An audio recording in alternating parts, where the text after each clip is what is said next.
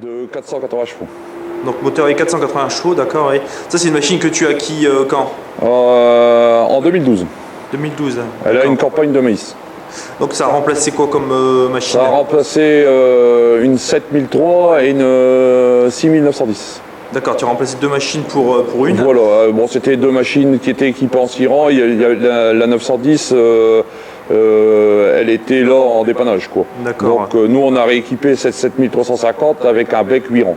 D'accord, camper 8 rangs. Camper 8 rangs, Et voilà. puis il y a un pick-up à herbe. Ouais, le pick-up à herbe, un pick-up à herbe de 3 mètres, bon, pour faire d'ensilage d'herbe, on n'en fait pas énormément, on en fait une soixantaine d'hectares d'ensilage d'herbe. D'accord. Donc avec un an de recul, est-ce que tu arrives à combler avec les deux machines que tu as avant? Est-ce que tu arrives à Nous, combler, c'était une reprise de clientèle chez un entrepreneur qui a cédé ses ensilages maïs. Nous, on a fait 300 hectares. On a, avec le bec 8 rangs, on a toujours suivi nos chantiers, il n'y a eu aucun souci. D'accord. Donc tu as retrouvé, ça va, tu arrives à... On a arrivé à faire les surfaces qu'on voulait, quoi. Bien faire ce que tu veux. Et on veux. peut, à mon idée, en faire plus. Donc au niveau de ton ensileuse John Deere, tes premiers points de vue, qu'est-ce que tu penses Moi, j'ai pas grand-chose à critiquer. C'est une machine qui m'a complet parfaitement pour la campagne. On n'a pas eu de soucis majeurs sur cette machine.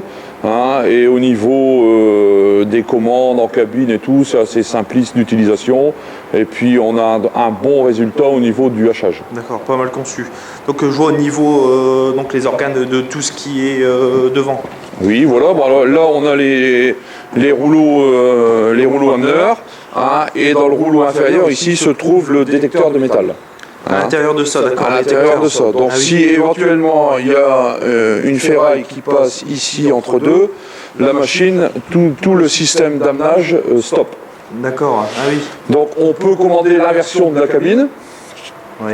Pour faire sortir le bout de ferraille, et on a en cabine un système de LED qui nous situe où se trouve le bout de ferraille. Donc ce qui nous facilite la recherche du corps étranger. Plutôt bien conçu, quoi. Voilà, ouais, c'est bien conçu, et je veux dire, un petit bout de fil de fer, la machine s'arrête. D'accord, ah oui. Il n'y a pas possibilité d'avaler de la ferraille dans le rotor. Et est-ce que tu as un système de, pour ainsi dire, bac à pierre, entre guillemets, quoi? Il y a entre le bec et le rouleau, il y a un petit jour. Bon, je veux dire, en maïs, on ne ramasse pas par terre non plus, quoi. Donc on ne monte pas de cailloux. D'accord, oui. Ça sera peut-être plutôt un piqué ou quelque chose comme ça qui peut des fois monter. Ouais, non, mais bon, je veux dire, on ramasse du caillou avec le pick-up. Avec le pick-up, il y a un système de bac à pierre, entre guillemets, qui évite de monter les pierres dans le rotor, quoi. Mais en maïs, non. Donc après, quand on ouvre le coffre, là... Voilà, on peut ouvrir le coffre. C'est une machine qui est prévue pour accéder au rotor, qu'on puisse faire l'entretien de rotor. Alors, tout s'ouvre pour pouvoir changer les couteaux. Donc ici, on est en train de rééquiper cette machine avec les couteaux herbe. Oui. Hein. Donc on a démonté tout ce qui était couteau maïs, contre-couteau maïs, et on a aussi déposé l'éclateur. D'accord. Hein, donc au niveau de l'éclateur, il y a un nouveau canal, c'est-à-dire qu'il y a 2 tôles. Hein, l'éclateur se situe là derrière le rotor. Hein, il y a 2 tôles qui remplacent l'éclateur pour convoyer la matière à la soufflerie. D'accord. Hein, et l'éclateur, lui, se dépose avec le treuil qui est là. Grâce au treuil. Et on déverrouille les 2 verrous qui sont là-bas et on descend l'éclateur par en dessous. D'accord. Donc le treuil de manière manuelle, là? De manière manuelle. C'est un treuil d'origine John Deere. Hein, on décroche, on accroche l'éclateur et on le descend sous la machine. D'accord. Et on peut en option l'avoir en... Je pense qu'en option on peut l'avoir en électrique. D'accord. Ah oui, mais là, toi, ça te suffit d'avoir... Comme ça, on enlève, on enlève l'éclateur après la campagne de maïs et on le remettra après la campagne d'herbe. D'accord. Quand on remontera la machine à maïs. Donc là, au niveau de ton rotor, oui, tu as tout enlevé. Hein, on a enlevé tout ce qui était couteau, parce que les couteaux à herbe ne sont pas les mêmes que les couteaux maïs. D'accord. Ouais. Donc là, on est devant ton boîtier. Alors voilà, ici on a sur le boîtier, et cette machine est équipée du système E-Block. C'est-à-dire qu'on peut faire varier la longueur de coupe de la cabine. Ah oui. Donc le système de commande est ici, hein, dans le boîtier, qui permet de faire varier la longueur de coupe qu'on désire selon les dires du client. D'accord. Au niveau des courroies, tout ça? Au niveau des courroies, nous on n'a rien à dire. Hein, je vais dire, les courroies, c'est des courroies trapézoïdal au niveau de... Il n'y a rien à reprocher au courroie. Parce qu'au niveau de la poulie qui est sur l'avant là, c'est la même poulie qui va sur la plus grosse machine. Voilà, c'est-à-dire que si je dis pas de bêtises, jusqu'à la 76, c'est absolument la même machine, le même rotor, si ce n'est que c'est la puissance moteur qui change. D'accord. Donc, nous, on est la première, donc normalement, on ne devrait pas avoir de casse. Ah oui. Donc là, Philippe, on est devant l'éclateur. L'éclateur de gras, voilà, qui a été démonté de la machine, parce qu'en équipement herbe, l'éclateur n'a pas lieu d'être sur la machine. D'accord, ah oui. C'est un éclateur qu'on a déposé à l'aide du treuil qu'on a vu tout à l'heure, et ce qui nous a permis aussi de bien le nettoyer, parce que bon, c'est quand même une pièce qui vaut de l'argent, et pour le stockage pour l'hiverner, il faut bien le nettoyer, ce qui n'est pas évident quand il est en place sur la machine. D'accord, pour l'entretenir, là, t'es bien à l'aise, c'est bien pratique. Alors on a ici, pareil que sur les moteurs qui règlent le contre-couteau, on a deux moteurs qui règlent l'éclateur. C'est-à-dire que ces deux moteurs règlent l'écartement des deux rouleaux qui sont ici. Bon, là, pour le nettoyage, ils ont été écartés, mais on peut régler pareil de la cabine l'écart entre les rouleaux. Donc toute la matière passe passe dans ces deux rouleaux-là. Et ces deux rouleaux-là, leur but, c'est d'éclater les grains de maïs. Au niveau entretien là-dessus, sinon... Au niveau entretien, je vais dire, il y a du graissage centralisé, la machine est équipée d'un graissage centralisé, on distribue de la graisse, là c'est je pense que la machine est programmée tous les demi-heures, il y a de la graisse. Ce qu'il faut surveiller, c'est les roulements et la propreté, et pas insister au niveau Karcher dans les roulements quand on nettoie. Et bien graisser après avoir nettoyé. Jusqu'à présent sur l'éclateur, t'as pas eu de problème. L'éclateur, pour moi, je pense que au bout de 2 campagnes, il faudra changer les roulements. Ah oui. Faut intervenir dessus. Bon, après il faut voir l'usure, il faut voir un peu le jeu, mais je pense que... Suivant l'intensité. Voilà, je pense qu'il faudra certainement faire les roulements au bout de 2 campagnes. D'accord. Donc là, tu as démonté ton couteau. Voilà, alors j'ai dans la main le système de fixation des couteaux. On a ici le couteau maïs, la plaque d'appui et la plaque taraudée. Alors cette plaque taraudée se glisse sous le support du rotor, et quand on a glissé cette plaque, on vient positionner le couteau, la plaque d'appui, et on serre l'ensemble dans cette plaque qui est taraudée. Donc tu as combien de couteaux en tout là, sur ce rotor-là, c'est une machine qui est équipée d'un rotor 40 couteaux. 40 couteaux. Donc tu mets à peu près combien de temps pour tout démonter? Je vais dire, pour démonter ça va très vite. À la clé à choc, je vais dire sur une demi-heure, on a enlevé tous les couteaux. Mais le souci pour remonter les couteaux, c'est qu'il faut tous les régler un à un et les serrer à la clé dynamométrique. Ah oui. Donc en fait, il y a un système de barre qui se met ici, de chaque côté, et on vient caler notre couteau contre cette barre, on a un repère et on peut le serrer.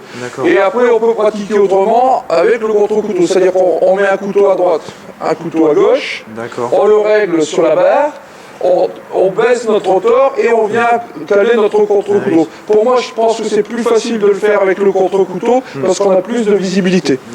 Ça, il y a deux façons de le faire. D'accord. Après, tu me parlais au niveau affûtage. Bon, l'affûtage des couteaux se fait automatiquement en commande de cabine.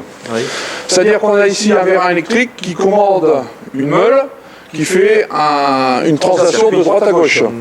Alors la pierre descend, elle vient chercher le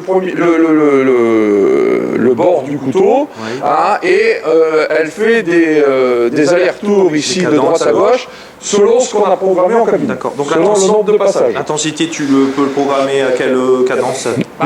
Je vais dire, nous régulièrement on fait 10 passes, et souvent au milieu de chantier on refait 10 passes d'affûtage, ce qui permet d'avoir un tranchant correct. Et à chaque fois qu'on a affûté, on rapproche notre contre-couteau. Alors c'est une manutention qui se fait aussi de la cabine. Tout est automatique. Tout est bien fait, quoi. Voilà. Au niveau de la soufflerie, pour l'éjection, alors au niveau de la soufflerie, pour l'éjection, la soufflerie se trouve là derrière l'éclateur. Hein, il y a un coffre avec un système de pales qui rappelle un peu le rotor, mais avec des pales beaucoup plus larges. Hein. Et on n'a aucun souci en soufflerie, même en détourage. Hein, la machine a une capacité de soufflerie pour les détourer, pour jeter correctement dans la benne qui est derrière. Il n'y a pas de problème. Au niveau connectique pour ton pick-up, tout ça, donc c'est un coupleur hydraulique? Il y a un coupleur hydraulique. Voilà. Pour le pick-up, on branche là-bas. Et pareillement pour le repliage du bec maïs, on branche sur ces deux prises d'huile qui sont là. Et on a un bouton de commande en cabine qui replie le bec. D'accord. Donc sur ta machine, tu as monté aussi un système... Voilà, sur la machine, on a monté aussi un système qui permet d'injecter du conservateur dans la récolte. Hein, on a mis une réserve sur le côté et une pompe dans ce petit boîtier. Donc ça, c'est toi qui l'as monté? Ça, c'est nous qui l'avons monté par le biais de Nutricare qui nous a fourni le matériel et qui est allé chez les agriculteurs pour vendre son conservateur. D'accord. Alors le conservateur est directement injecté dans la soufflerie. En fait, il y a un gicleur comme une buse de pulvée qui injecte le conservateur dans la soufflerie. Donc Philippe, tu as pris aussi l'option du graissage centralisé sur ton ensilose? Voilà, le graissage centralisé qui nous permet de gagner du temps au niveau de l'entretien journalier. Hein, bien qu'il y a encore, une dizaine de graisseurs à faire à la main, mais bon, sur une demi-heure, on a fait le tour de la machine qu'elle est prête à repartir pour le lendemain. Est-ce qu'en graissage à faire manuellement, tu en as à peu près combien? Une dizaine de graisseurs autour de la machine à faire manuellement. Donc ça va encore assez vite le matin? Ça va assez vite. Tant qu'on fait le plein, on fait les graisseurs manuels et puis voilà, c'est fini. Et ils sont assez bien placés, tout ça? Oui, c'est bien... Bon, il y en a qui sont un peu chiants à faire, mais enfin bon... Il faut faire quand même, quoi. Il faut les faire. Donc en pneumatique, en parlant pneumatique, là tu es équipé devant en 800, 65-32. En Goodyear. En Goodyear, voilà. Bon, pour moi, c'est des pneus qui conviennent parfaitement à la machine et à l'équipement qui est devant, c'est-à-dire le 8 rangs. On a fait des ensilages en conditions assez difficiles. Bon, la machine a toujours passé. Après, c'est les bennes qui ont pêché qui se sont plantées, quoi. Mais la machine a toujours passé. Au niveau 800, c'est le bon pneu, passe partout. Bon, c'est une machine qui n'est qu'en 2 roues motrices. Ah oui, d'accord. Et à l'arrière, tu es équipé aussi en Goodyear? À l'arrière, c'est aussi des Goodyear. Bon, moi, au niveau du pneumatique arrière, j'ai rien à dire. On a lesté correctement la machine aussi à l'arrière avec des masses pour avoir... une bonne direction, parce que sinon avec l'équipement 8 rangs, si on ne leste pas, la machine se balade. Donc à l'arrière tu as mis 1 tonne, c'est ça, de masse? Ouais, il y a 1 tonne de masse. Et c'est juste le milieu par rapport au camper? Même le comportement sur la route, la machine est correctement lestée sur la route, elle ne danse pas, rien du tout. D'accord, oui. Donc Philippe, au niveau de ta buse, ils ont rallongé ta buse? Alors la machine, elle est livrée sans rallonge de tuyère, et là, vu qu'on est équipé avec un bec 8 rangs, il y a eu une rallonge de tuyère qui est ici, qui a été rajoutée pour que les bennes puissent se mettre correctement à côté de la machine. Bien en bout, quoi. Voilà. Donc au niveau buse, oui, c'est ça. Au niveau du joystick et tout, quand on a bien l'habitude, on fait ce qu'on veut avec la buse. Elle lève assez haut pour les détourages et tout, il n'y a aucun problème. Et il y a un bon éclairage aussi, il n'y a pas de souci particulier à ce niveau-là.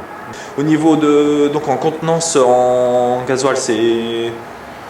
Contenance en gasoil, je vais pas dire de bêtises, mais je crois qu'on est à passer 1000 litres. On doit être à 1100 litres, je crois. Donc la journée...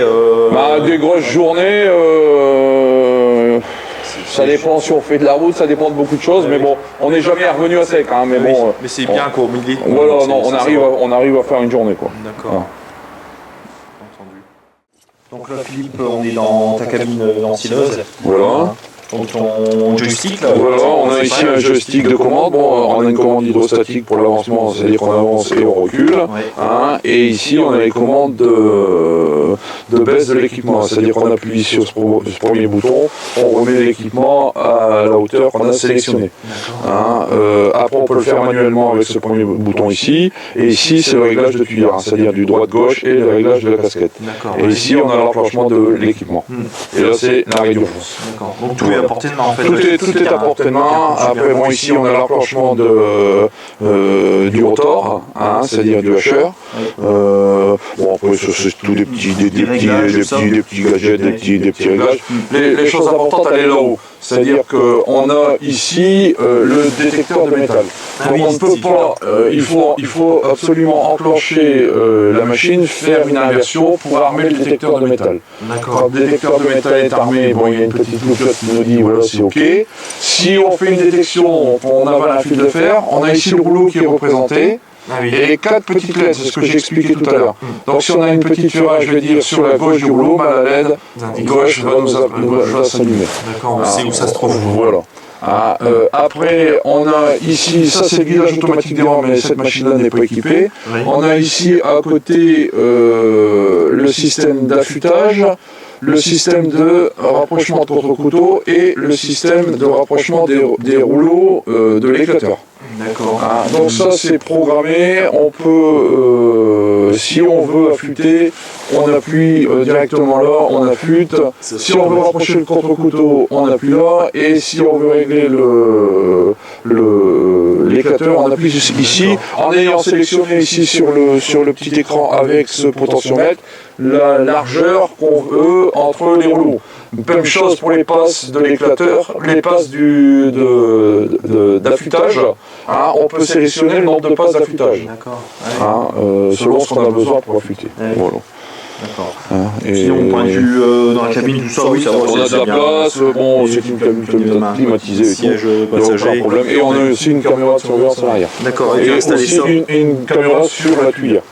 Là, tu as installé 2 caméras sur la machine, quoi. Bon, je vais dire, la caméra sur la tuyère, on l'a mis, mais bon, on est plus à regarder ce qui se passe à la remorque que de regarder la caméra. Mais bon, la caméra de recul, elle est importante. D'accord. Voilà. Et ici, on a le système agridose, c'est-à-dire le système de distribution, d'incorporation de conservateurs, qui nous donne l'info. Ça, c'est toi qui l'as monté aussi. Ça, c'est nous qui l'avons monté. Tout à fait.